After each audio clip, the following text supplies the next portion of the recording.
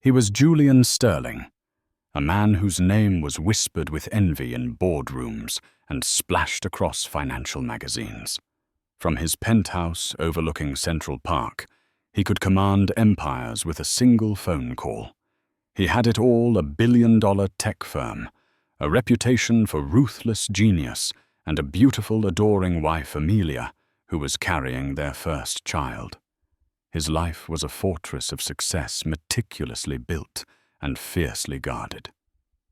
But every fortress has a secret passage, a hidden weakness.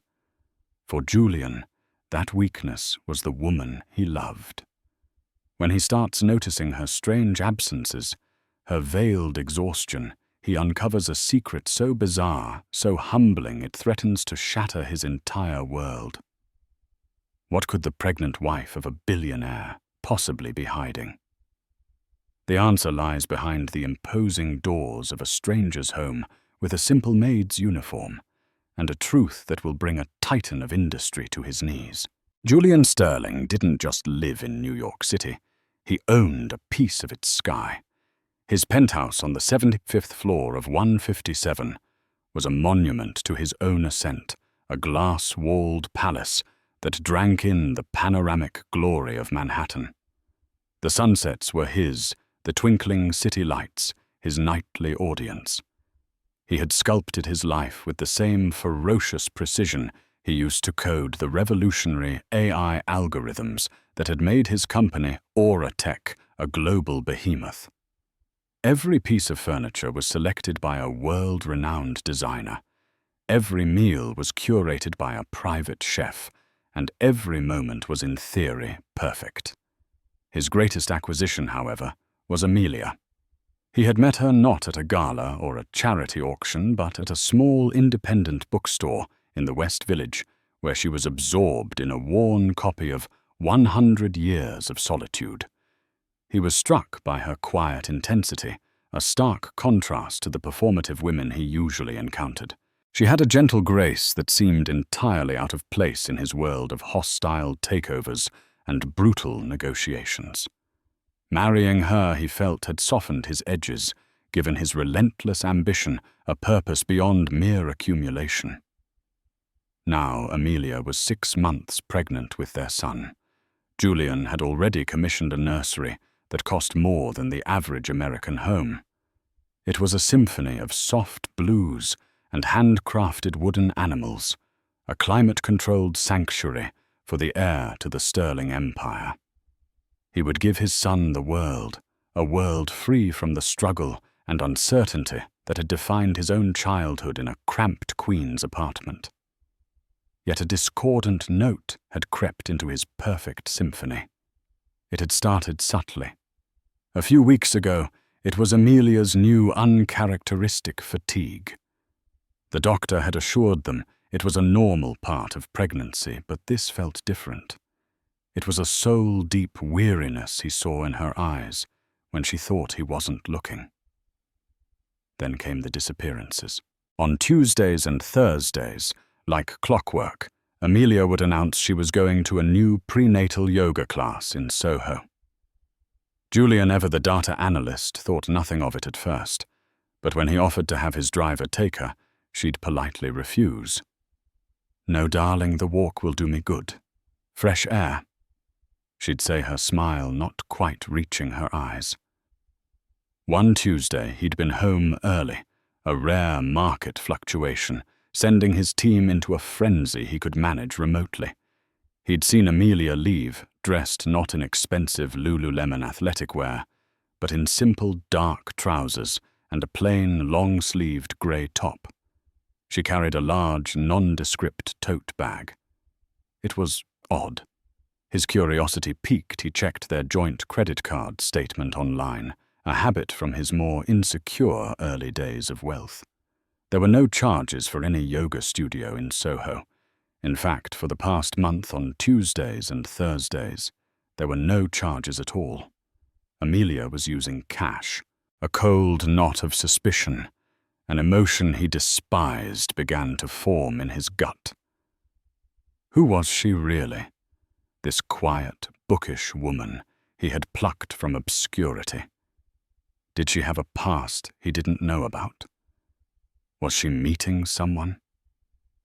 The thoughts were ugly, venomous, and he tried to crush them. This was Amelia. His Amelia. The gentle soul who arranged wildflowers in their stark, minimalist apartment and read poetry to their unborn child. But the seed of doubt had been planted. The following Thursday, Julian's morning meeting was unexpectedly cancelled. He saw his chance. He told Amelia he was heading to the office, gave her a kiss that felt strangely formal, and watched her leave. He waited 5 minutes, his heart pounding a strange, frantic rhythm against his ribs. He grabbed a baseball cap from his closet, a deliberate choice to appear less like the billionaire on the cover of Forbes, and descended to the street in a private service elevator, bypassing his usual doorman. He spotted her easily, a solitary figure walking east with a determined stride. She wasn't heading towards Soho. She was walking towards the old money, the stately aristocratic heart of the Upper East Side. Julian followed at a distance, feeling a growing sense of dread with every step she took away from their life and towards what her destination was: a magnificent pre-war limestone mansion on a quiet, tree-lined street, just a stone's throw from the opulent Carlisle Hotel. It was the kind of home that was passed down through generations, a fortress of inherited wealth and silent power belonging to a family whose name wasn't in the news because they didn't need it to be. The Blackwood estate. Julian knew of them, of course. Old railroad and steel money. They were the antithesis of his new money tech world celebrity. He watched hidden behind a parked Bentley as Amelia paused at the imposing wrought-iron service gate at the side of the mansion. She looked up and down the street, a flicker of what looked like fear in her eyes. Then she took a deep breath, keyed in a code, and slipped inside. Julian's blood ran cold. This was no yoga class. This was no clandestine meeting with a friend. The service entrance. A code. His mind raced, constructing and discarding scenarios at a dizzying speed. An affair. Blackmail.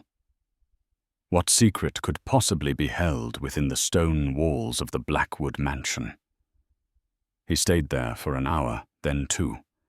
His mind, a maelstrom of confusion and betrayal. Finally, his patience shattered. He couldn't storm the front gate, but he was Julian Sterling. The world bent to his will. He took out his phone, his fingers flying across the screen. He wasn't calling a bodyguard or a lawyer. He was calling a man who owed him a significant favor. A city planning commissioner. David Julian's voice was low, controlled. I need the name of the head of household staff at the Blackwood estate on East 76th. Now. Within 10 minutes, he had a name and a number. Mrs. Gable, the housekeeper. He concocted a plausible lie, a reference check for a former employee, and made the call. His voice was smooth, authoritative. He described a fictional former assistant, then casually pivoted. We're also looking to expand our own domestic staff, Julian said smoothly. I'm always impressed by the standards of homes like the Blackwoods. You haven't recently hired any new cleaning staff, have you? Perhaps someone on a part-time basis. There was a pause on the other end of the line. Well, Mrs. Gable said, her voice crisp and professional. It's unusual, but yes, we have a new girl who comes in twice a week, a hard worker, quiet, keeps to herself. Her name is, let me see, Mia. Mia, a shortening of Amelia. Julian's breath hitched. He had to be certain. And what are her duties, this Mia general housekeeping? Dusting, polishing silver, cleaning the guest suites. Why? The words hit Julian like physical blows. Polishing silver. Cleaning. His wife. His pregnant wife, who had a private chef and a personal shopper, was secretly working as a maid. The absurdity, the sheer impossibility of it, was staggering. He felt a wave of nausea followed by a surge of white-hot rage. The humiliation was a sharp, physical pain. Was their life a sham? A performance she was so desperate to escape that she would scrub a stranger's floors. He ended the call, his hand trembling. He looked back at the cold, unforgiving stone of the mansion. The question was no longer what she was hiding. The question was why, and he would not wait another second to find out. He walked towards the service gate, his face a mask of cold fury. He didn't have the code, but that didn't matter. A man like Julian Sterling didn't need one. He would simply wait. The confrontation was coming, and it would happen on his terms. The afternoon sun cast long, judgmental shadows across the street, as Julian stood there, a statue of simmering fury. Every minute that passed felt like a drop of acid on his pride. He imagined Amelia inside on her hands and knees, her pregnant belly straining against a cheap uniform. The image was a grotesque parody of his life's achievements. He had built an empire to insulate them from this very kind of toil, this kind of indignity. Had it all been for nothing? Was it a prison she felt compelled to escape even into another more literal form of servitude? He pictured the conversation. His voice would be like ice. He would demand an explanation, a reason for this bizarre, humiliating betrayal. He ran through the possibilities again. Was she in debt from a past life? Was she being blackmailed by the Blackwoods? Did she have a secret family she was siphoning cash to? Each scenario felt flimsy, inadequate to explain the sheer strangeness of the situation. Finally, after what felt like an eternity, the service gate clicked open. Amelia emerged, her shoulders slumped with a weariness that looked far more profound than simple physical labor. She carried the same tote bag, and her face was pale, her expression distant and haunted. She looked up, and her eyes met his. For a moment, the world stopped. The bustling sounds of Manhattan, the distant sirens, the hum of traffic faded into a dull roar. Amelia froze, her hand still on the gate, her face draining of all color. The haunted look in her eyes morphed into one of pure, unadulterated panic. It was the look of a cornered animal. "Julian," she whispered, her voice barely audible. The single word was fraught with terror. He said nothing. He simply stared, letting his silence be the indictment. He wanted her to see the full force of his shock and anger. He watched as her eyes darted from his face to the imposing mansion behind her, as if trying to shield it from his view. "What? What are you doing here?" she stammered, taking a half-step back. "I could ask you the same question." "Amelia," he said, his voice dangerously low, each word laced with ice. Or should I say Mia? Her face crumpled. The name, the proof that he knew, shattered her composure. She flinched as if he had slapped her. "Julian, please, let's go home. We can talk at home." "No," he said, taking a step closer, invading her space. He was so close now he could see a smudge of dust on her cheek. "We're going to talk here. Now. I want you to tell me what in God's name is going on. I want you to tell me why my pregnant wife, who lives in a penthouse and has access to more money than she could ever spend, is sneaking out to work as a common maid." The word common hung in the air between them, cruel and sharp. He had meant it to wound, and it did. Tears welled in her eyes, tears of shame and fear. "It's not what you think," she pleaded, her voice breaking. "It's complicated." "Complicated," he scoffed, a bitter, humorless laugh escaping his lips. "Complicated is navigating a hostile merger. Complicated is developing quantum computing AI. This is insanity. This is a betrayal of me, of our life, of our son." "What were you thinking? Were you so bored in your gilded cage that you decided to cosplay as a servant for kicks?" His voice rose with every word, the tightly controlled fury, giving way to raw, wounded rage. He didn't care who heard. Let the whole prim Upper East Side hear how the great Julian Sterling's life was a lie. "No. It's not like that," she cried, the tears now streaming down her face.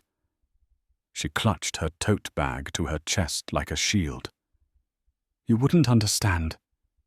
"Then make me understand, damn it," he roared. "Because right now, the only thing I understand is that my wife is a liar. That the life we have is a joke to you." He saw something shift in her expression then. The fear receded, replaced by a flicker of something else. A deep, profound sorrow, mixed with a surprising amount of resolve. She wiped her tears with the back of her hand, her chin lifting slightly.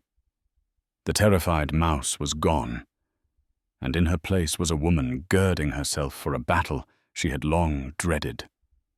This was it, the moment of truth. The revelation he had been demanding. He braced himself for the confession, the affair, the debt, the blackmail. He thought he was ready for anything. He was wrong. What she said next didn't just break his anger. It broke the very foundation of the world he had built. "This isn't about money, Julian." She began, her voice trembling but gaining strength. "And it's not a game. I'm not here because I want to be a maid." She took a shaky breath and looked past him, not at the street, but at the cold stone facade of the Blackwood mansion. Her gaze was filled with a pain so old and deep it seemed to suck the air from around them. "I'm here because my mother died in the servants' quarters of that house." The words struck Julian with the force of a physical blow. The rage, the suspicion, the wounded pride, it all evaporated in an instant, replaced by a stunning, profound shock. His mind went blank. Of all the scenarios he had concocted, this was not one of them. He stared at her, his mouth agape, searching her face for any sign of deception. But all he saw was a raw, gaping wound of grief that she had clearly carried for a very long time. What he managed to choke out. Amelia's gaze remained fixed on the house as if it were a tombstone. Her name was Elena, and she was a maid for the Blackwood family for almost 15 years. She raised me in a small apartment a few blocks from here. Every day she would walk to this house. Every day she would clean their rooms, polish their silver, and be invisible. She did it so that I could have a better life, so that I could go to college, so that I wouldn't have to be invisible. She finally turned her eyes back to Julian, and he saw the story plain as day, the story of a past. She had never shared a past he had never once thought to ask about. He had been so enamored with the woman she was, he'd never considered the world that had forged her. When I was 16, she continued, her voice thick with memory. A piece of jewelry went missing. A diamond necklace belonging to Mrs. Blackwood. They accused my mother. They searched our tiny apartment, tore it apart. They didn't find it, but it didn't matter. They fired her. They whispered to their friends, and no one else would hire her. Her reputation was destroyed. She was a proud woman, Julian. The shame, it consumed her. She fell into a deep depression. A few months later, she died of a heart attack. The doctors called it broken heart syndrome. She was only 42. Julian felt the ground shift beneath his feet. The city, his life, the very air he breathed seemed different, recontextualized by her staggering revelation. This wasn't about him. It was never about him. It was about a 16-year-old girl who had lost her mother to shame and injustice. He looked from her tear-streaked face to the grand, imposing mansion. It was no longer a symbol of his humiliation. It was a crime scene. "Amelia," he said, his own voice now unsteady. The anger was gone, replaced by a hollow ache in his chest. Why didn't you ever tell me?" Her answer broke what was left of his composure. "Because I was ashamed," she whispered the words catching in her throat.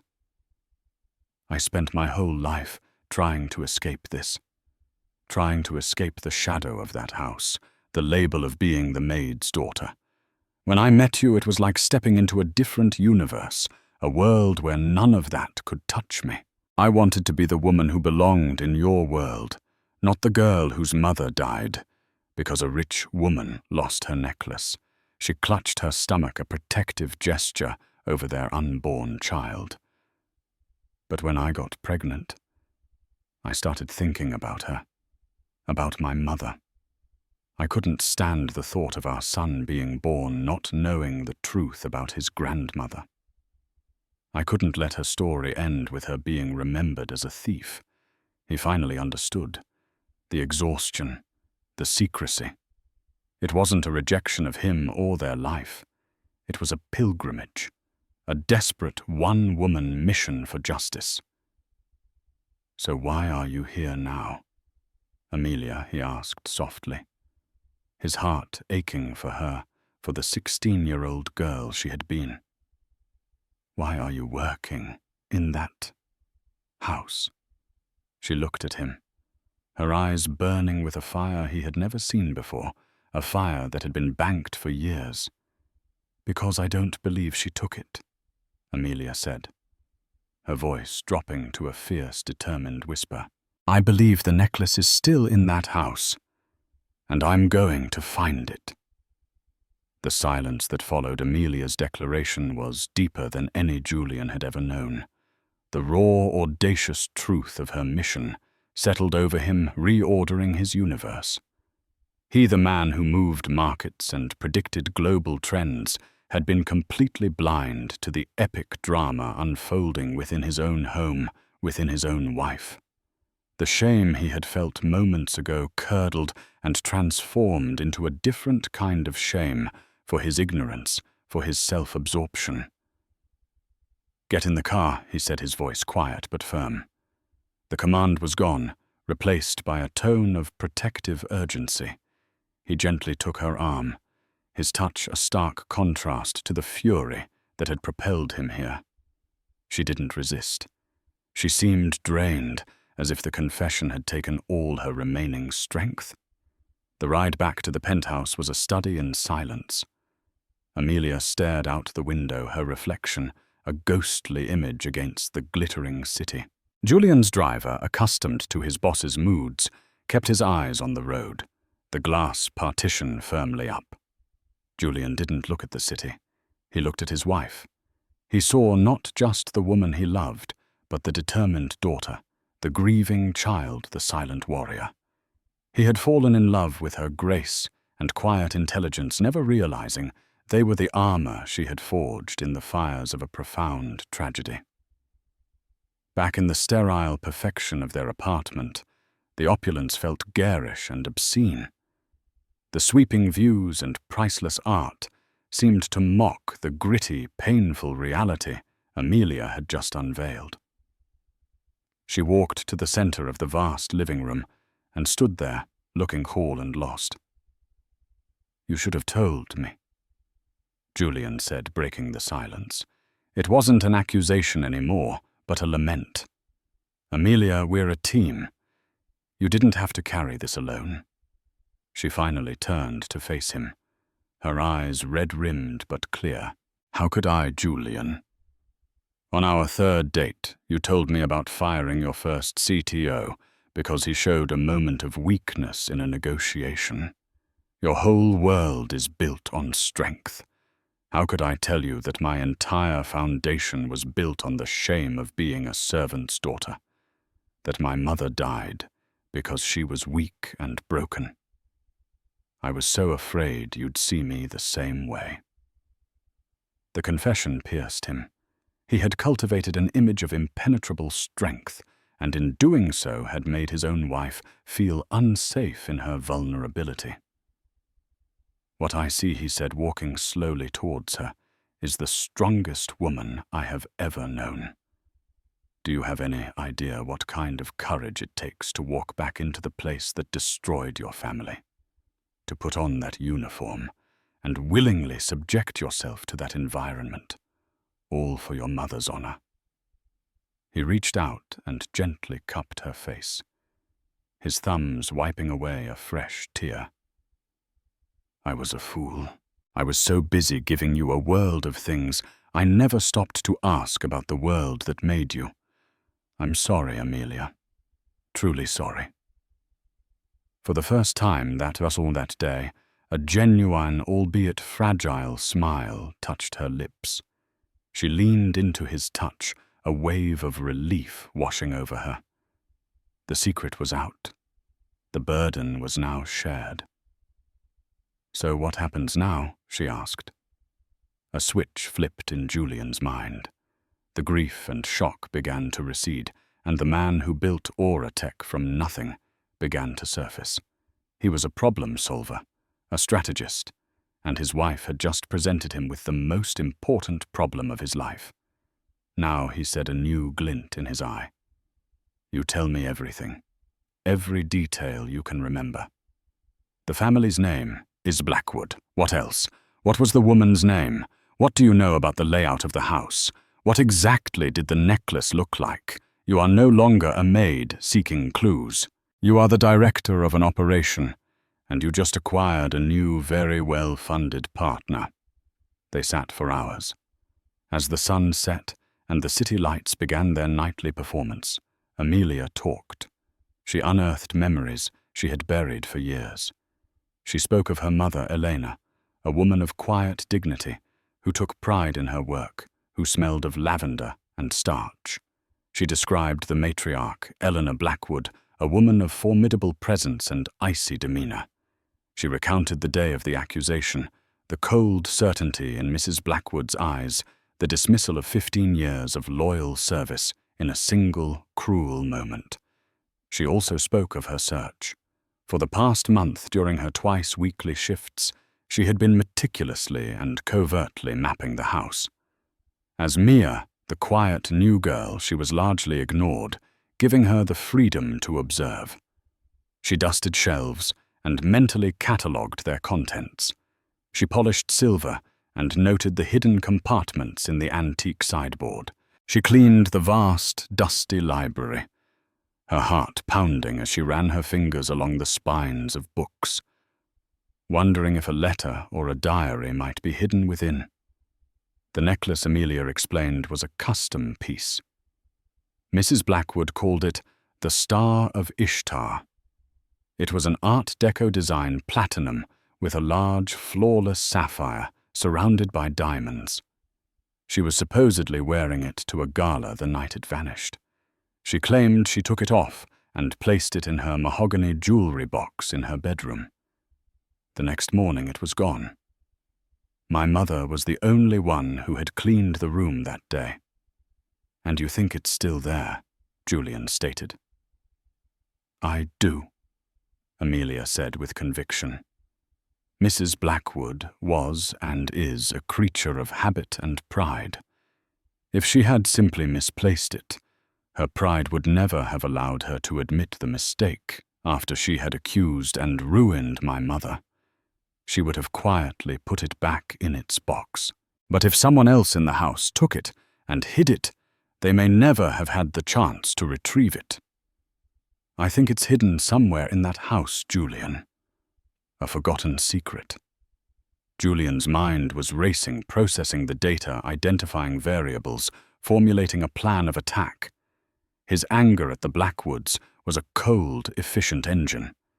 They had destroyed a good woman, an innocent woman, over a piece of jewelry. They had inflicted a wound on his wife that had festered for over a decade. He wasn't just going to help Amelia find the necklace, he was going to make them pay. "You're not going back there as a maid," he said definitively. "But Julian, it's the only way I can search." "No," he interrupted, his voice calm but absolute. "You are 6 months pregnant, and you will not be scrubbing another floor or breathing in dust. From this point on, we use my resources. We fight this from the outside in." He stood up and walked to his desk, a sleek slab of obsidian that served as his command center. "I have a former Mossad agent on my corporate security payroll. He specializes in digital and physical reconnaissance. By morning, I'll have a complete blueprint of that house, including any recent renovations. I'll know every Wi-Fi signal, every security camera blind spot." He then looked at her, his expression softening. "But technology will only get us so far. The key to this is human intelligence. You said your mother was there for 15 years. Did she have any friends on the staff? A cook, a gardener? Someone who might still be there? Someone who might have seen something?" Amelia's eyes lit up, a long dormant memory sparking to life. There was Abernathy, the butler. He was old even back then. A kind man, very proper, but he was always kind to my mother. He called her our Elena. He retired a few years after she left. He said the house wasn't the same without her. "Find him," Julian said. "I'll put my people on it. If he's alive, we'll find him. He could be the key." A new energy filled the room. The cloud of despair had lifted, replaced by the crackling energy of a shared purpose. For the first time, Amelia felt hope not as a vague, distant wish, but as a tangible strategy. Julian saw his wife in a new light, a woman of incredible resilience and strength. Their marriage, which he had thought was defined by the walls of their penthouse, had just found a new, more profound foundation. It was no longer the millionaire and his quiet wife. It was Julian and Amelia, a team, and they were about to go to war with one of New York's oldest families. The secret was out, but the fight had just begun.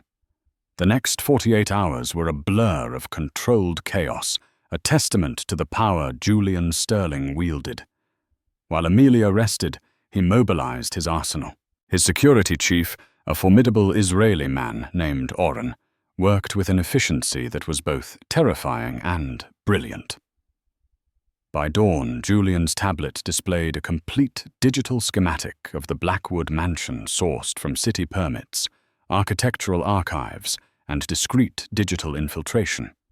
Oren had marked the locations of the original dumbwaiters, hidden passages from the Prohibition era, and the blind spots in the upgraded but still imperfect security system.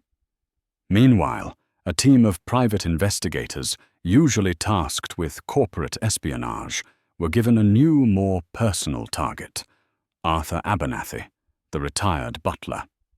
They found him not in a lavish retirement community, but in a small, meticulously kept cottage in the Hudson Valley. At 87 years old, his body was frail, but his mind, the investigators reported, was as sharp as a shard of glass. Julian arranged a visit. He wanted to go with Amelia, but the thought of her facing another ghost from her past gave him pause. "I need to go," Amelia insisted, her resolve hardened. He was her friend Julian. He won't talk to a stranger not about this. He needs to see Elena's daughter. They drove up the following afternoon, the sleek black car, a modern intrusion in the rustic autumnal landscape. Mr. Abernathy's cottage was surrounded by a prize-winning rose garden, a riot of colour against the fading greens of late fall. An elderly man with a shock of white hair and a ramrod straight posture despite his use of a cane met them at the door. His eyes, pale blue and watery, widened in recognition as he looked at Amelia. "My dear God," he whispered, his voice a reedy tremor. "You have your mother's eyes." He ushered them inside to a small living room filled with books and the scent of lemon polish and old paper. He served them tea in delicate porcelain cups, his hands trembling slightly, but his movements still imbued with a lifetime of practiced grace. For a long while he and Amelia simply talked about Eleanor. Abernathy shared stories of her quiet humour, her unwavering pride in her work, and her fierce, all-consuming love for her daughter. He spoke of how the light had gone out of the staff's halls after she was forced to leave. It was a crime, Abernathy said, his voice laced with an ancient anger. A monstrous injustice. We all knew she didn't do it. Elena couldn't have been dishonest if she tried. It wasn't in her character. Then who, Mr. Abernathy? Julian asked gently, leaning forward. Who do you think did it? Did you ever see or hear anything? Abernathy sighed, a long, weary sound that seemed to carry the weight of decades. To have a suspicion is not to have proof, Mr. Sterling.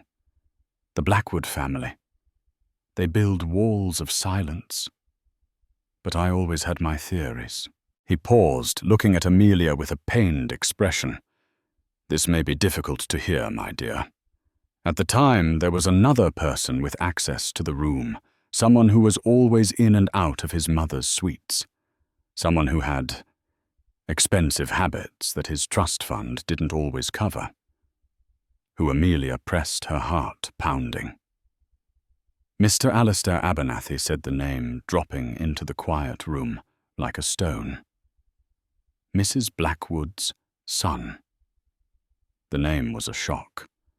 Alistair Blackwood was a peripheral figure in New York society, a failed artist and professional partygoer now in his late 50s. He was often written about in the gossip columns for his extravagant lifestyle and string of younger girlfriends, a man who lived entirely in the shadow of his family's formidable name. Alistair had terrible gambling debts. Abernathy continued, his voice low. We all knew it. The bookies would call the house phone sometimes. He and his mother had tremendous rows about it.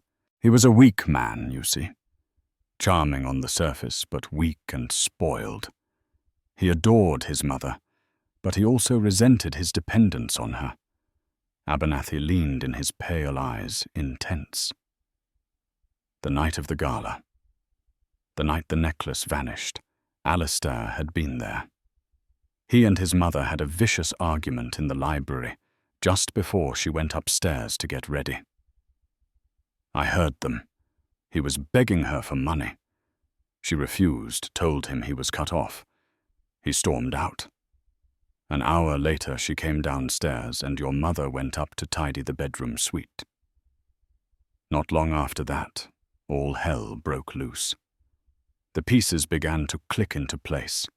A desperate son cut off from his funds with a mountain of debt. A priceless necklace left unattended for a short time. A loyal maid who could be easily framed. It was a classic ugly story of privilege and cruelty. The day after they dismissed your mother, Abernathy said, his gaze distant. I was serving Mr. Alistair his breakfast in his room. He was agitated, jumpy. He had a small private safe hidden behind a painting of a hunting dog. I saw him tucking a small velvet pouch into it before he noticed me, and slammed it shut. It could have been anything, of course. But the timing, it always troubled me. Alistair. The target had a name. Is the painting still there? The safe? Julian asked, his mind already strategizing. As far as I know, Abernathy replied. Alistair still lives in the house in his old suite of rooms. He never had the ambition to leave. Driving back to the city, the atmosphere in the car was electric. They had a suspect and a potential location. The problem was gaining access to Alistair Blackwood's private suite, and his personal safe was a far more difficult proposition than Amelia's covert dusting. Oren can get in, Julian said, thinking aloud. He's the best. But it's risky. If he's caught, the consequences would be severe. Amelia was quiet for a long time, watching the city skyline grow closer. Then she spoke, her voice filled with a new, cold determination that startled Julian. No, she said. A man like Alistair won't be brought down by a breaking and entering charge that we can't prove came from us. It has to be public. It has to be undeniable. We don't just need the necklace. We need a confession, Amelia. A man like that will never confess. He will, she said, turning to him, if he's put in a position where he has no other choice. You said my new job was to be the director of this operation. Well, I have a plan. Her plan was audacious, theatrical, and incredibly dangerous. It relied not on stealth or force, but on a deep understanding of the two people at the heart of the tragedy, the icy, proud matriarch, Eleanor Blackwood, and her weak, coddled son, Alistair. The Blackwoods host an annual philanthropy circle dinner, Amelia explained, drawing on memories of her mother's old work schedules. It's an exclusive event for their oldest, wealthiest friends. It's all about legacy, reputation, and appearances. It's the one night of the year where the Blackwood name must be seen as utterly flawless. It's next week. You want us to crash their party? Julian asked, a slow smile spreading across his face. He was beginning to appreciate the brilliant strategic mind his wife possessed. Not just crash it, Amelia said, her eyes gleaming with a fierce light. We're going to get ourselves invited. And then in front of all her peers, in the one place where her reputation is, everything I am going to confront Eleanor Blackwood with the truth about her son. We're not just going to find a necklace, Julian. We're going to detonate a truth bomb in the middle of her perfectly curated life. It was a high-stakes gamble.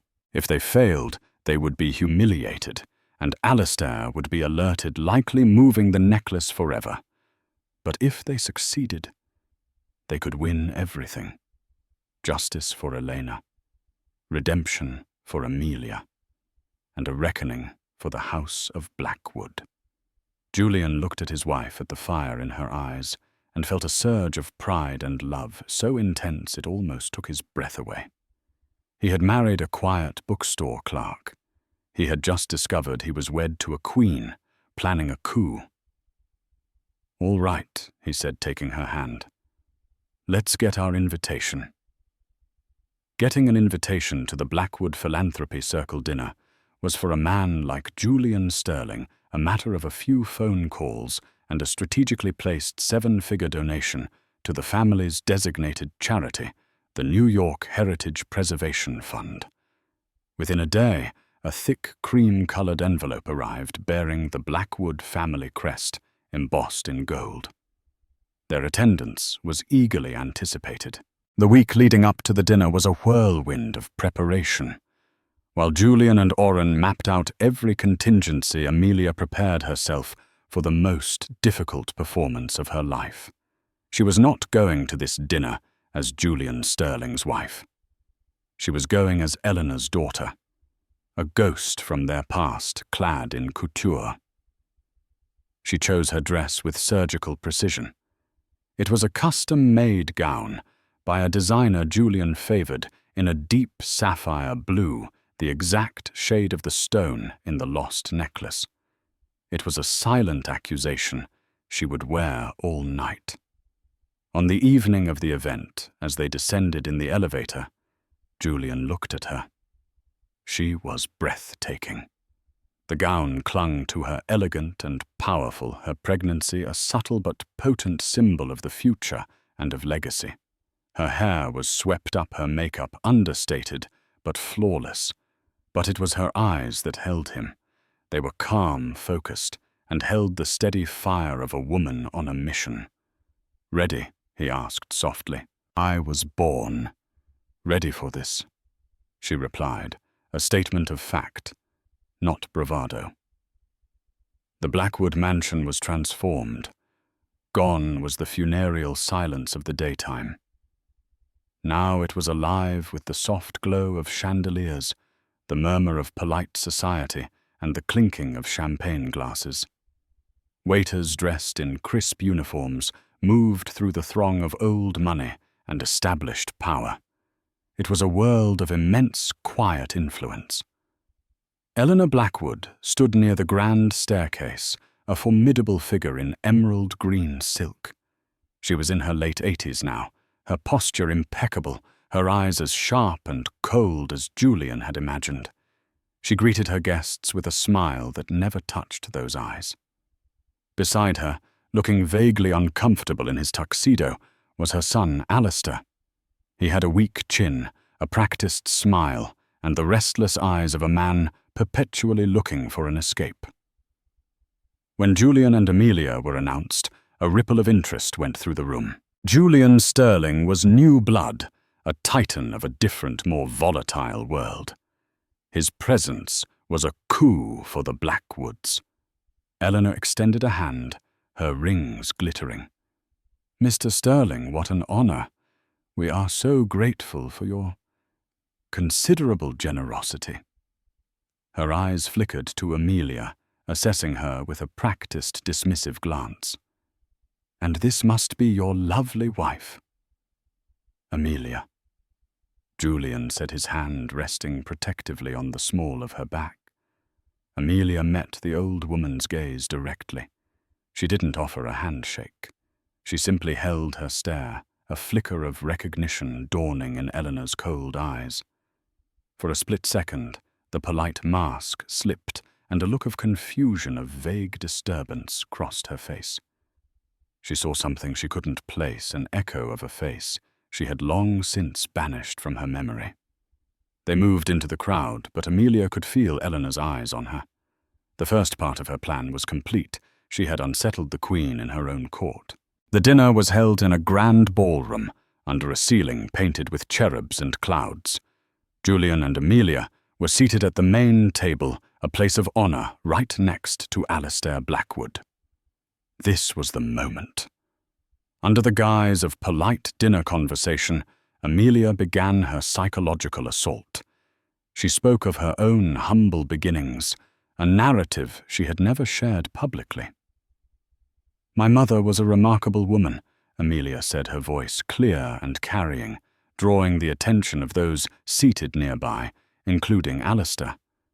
"She worked tirelessly to give me a better life. She was in domestic service, actually, for a family right here on the Upper East Side." Alistair shifted uncomfortably in his seat, dabbing his lips with his napkin. "How interesting," he mumbled, avoiding her gaze. "Yes," Amelia continued, her eyes fixed on him. "She was incredibly loyal. 15 years with the same family. She taught me that honor and integrity are the only things a person truly owns. A lesson some people unfortunately never learn." Alistair's face paled. He looked across the table at his mother, who was now watching the exchange with a hawk-like intensity, her fork frozen midway to her lips. This was Julian's cue. He turned to Alistair with an air of casual camaraderie. "Alistair, I've been an admirer of your family's collection for years, particularly the antiques.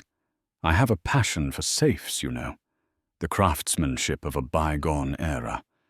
I heard a rumor that you have a vintage Branton safe in your suite. Is that true?"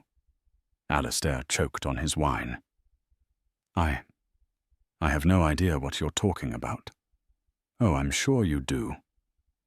Julian pressed his voice, still friendly but with an underlying edge of steel. The kind hidden behind a painting. A hunting dog, I believe. My security expert tells me those models have a flaw. A specific resonance frequency can trip the locking mechanism. A high-pitched tone, almost imperceptible. You just need the right device. Julian nonchalantly placed his phone on the table. He wasn't activating anything, but the implication was clear. Alistair began to sweat, his eyes darting between Julian's phone and his mother's furious face. Now Amelia delivered the final blow. She looked directly at Eleanor Blackwood, her voice ringing with the clarity of absolute truth. "Mrs. Blackwood," she said, and the entire table fell silent. 15 years ago, you accused a maid of stealing your sapphire necklace. The star of Ishtar. You ruined her life. You destroyed her reputation and broke her spirit. That maid was my mother. Her name was Eleanor. A collective gasp went through the table. Eleanor Blackwood looked as if she had been turned to stone, her face a mask of disbelief and fury. "How dare you?" she hissed, her voice low and venomous. "How dare you come into my home and speak such slander? It is not slander, it is the truth." Amelia said, her voice unwavering. She stood up, a regal, commanding figure in her sapphire gown. "And the proof has been in your house all along. Hasn't it, Alistair?" She turned her gaze full of righteous fire upon the crumbling man beside her. Every eye at the table, every eye in the room swiveled to Alistair Blackwood, who looked like he was about to have a seizure. He was trapped. Julian's technological threat on one side, Amelia's public accusation on the other, and his mother's terrifying gaze, pinning him like an insect. Alistair Eleanor's voice was a shard of ice. "What is this woman talking about?" He broke. The decades of weakness, of resentment and fear culminated in a pathetic, whimpering collapse. "I didn't mean for it to happen," he cried, his voice cracking. "I needed the money. The bookies were going to break my legs. I was just going to pawn it and buy it back."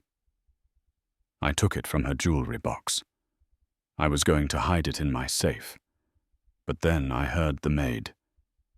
"Elena, coming in." I panicked. I slipped it inside a loose brick in the old fireplace in my sitting room. I was going to get it later, but then Mother accused her and fired her. It all happened so fast. It was perfect. The problem was solved. He buried his face in his hands, his shoulders shaking with pathetic sobs. I never could get it out after that. I was too afraid. It's still there.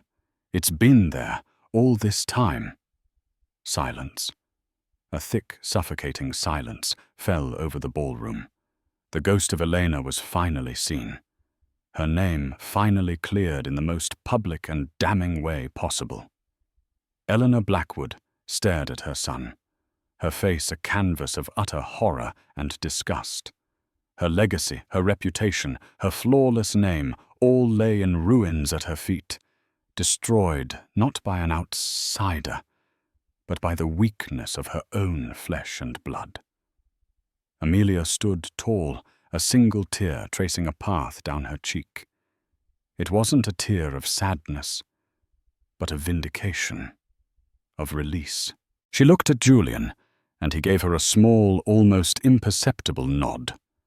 He had never been more proud. Ignoring the chaos, Julian stood and calmly placed a hand on his wife's back. "I believe," he said to the stunned room at large, "it is time for us to leave." They walked out of the ballroom, leaving behind the shattered remnants of the Blackwood dynasty. They didn't look back. They were walking away from the ghosts of the past into a future they had reclaimed together. The mission was complete. Justice, after a decade and a half of waiting, had finally been served. What happens after the truth bomb explodes? For the Blackwoods, it was a quiet, swift descent into social exile. The story too scandalous to print, but too juicy not to share, ripped through the city's elite. For Julian and Amelia, it was a new beginning. The necklace was recovered, its sapphire glinting, as if new and anonymously donated to a museum in Elena's name. In Julian, the ruthless businessman, a new capacity for empathy and partnership was born. He saw his wealth not just as a shield, but as a tool for justice. And in Amelia, the quiet girl from the bookstore, the world saw a woman of unbreakable strength, a loving daughter who rewrote her family's history. Weeks later, they welcomed their son Leo into a home free from secrets, a home built not just on fortune, but on a foundation of profound, hard-won truth. Their story reminds us that the most valuable things in life, honor, love, and truth can never be bought or sold, only fought for. If this story of secrets, love, and redemption moved you, please give this video a thumbs up to let us know. Share it with someone who loves a story about justice being served. And don't forget to hit that subscribe button and turn on notifications so you never miss another tale that proves the truth is always worth fighting for.